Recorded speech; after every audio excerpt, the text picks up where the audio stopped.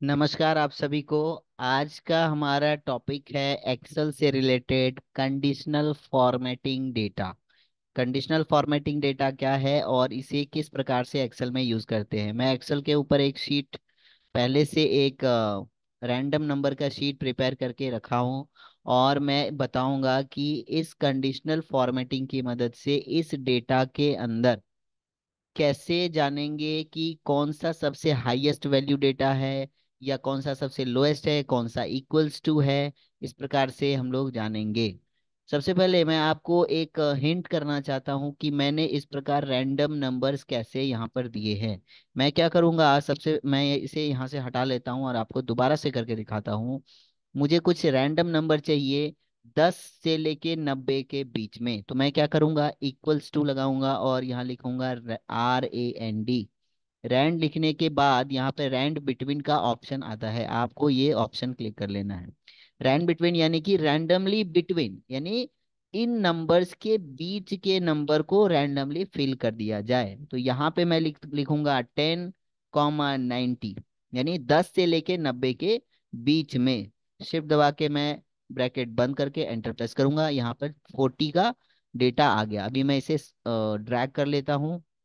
आप देखिए कुछ रैंडम डेटा आ गया यहाँ पे और मैं इसे इस प्रकार से नीचे तक ड्रैग कर लेता हूँ। तो इस तरह रैंडम डेटा मैंने फिल कर लिया। अब मैं दिखाऊंगा कंडीशनल फॉर्मेटिंग होता क्या है। उसके लिए आपको अपने डेटा को सिलेक्ट करना है। सिलेक्ट करने के बाद होम मेन्यू में यहाँ कंडीशनल फॉर्मेटिंग का ऑप्शन में जाना है।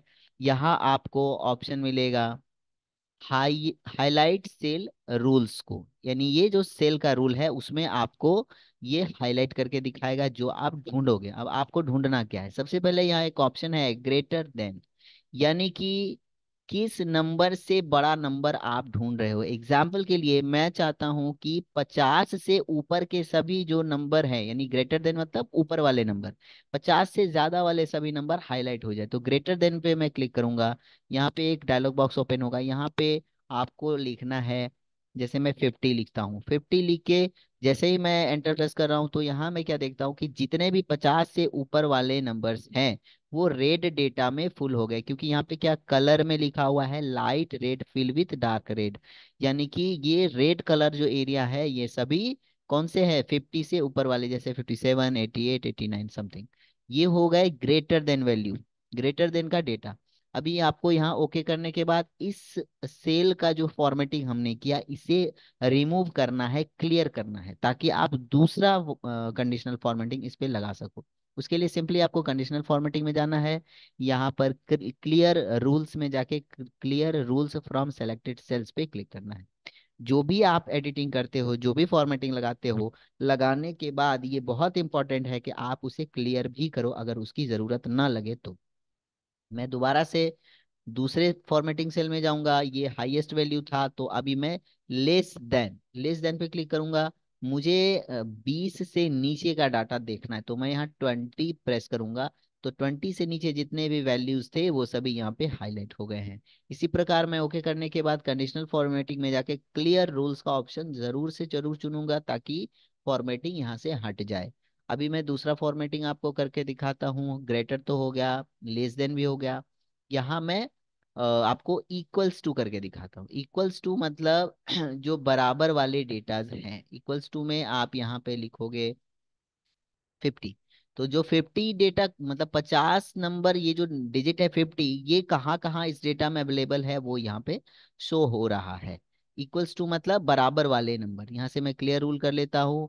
क्लियर रूल में इस तरह से फिर मैं जाऊंगा हाईलाइट सेल रूल्स में। यहाँ मैं डुप्लीकेट वैल्यू, यानी कि कोई ऐसा डिजिट होगा जो रिपीट हुआ होगा, मान लीजिए 12 है तो किसी और सेल में भी 12 ही लिखा हुआ हो, उसके लिए डुप्लीकेट वैल्यूज में मैं जाता हूँ।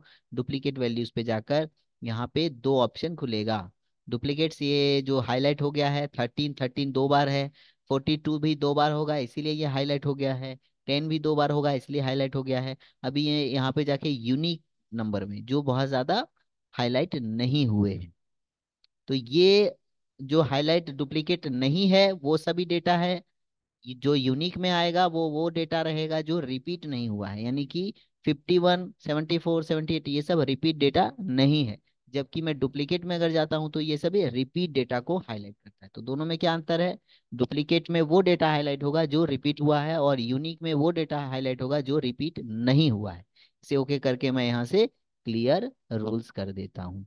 तो आज की वीडियो में हमने सीखा कि कंडीशनल फॉर्मेटिंग ऑप्शन में हाईलाइट सेल रूल्स क्या होता है, ग्रेटर देन लेस देन करके कोई भी डेटा आप इस तरह से कैसे ढूंढते हो, कैसे निकालते हो।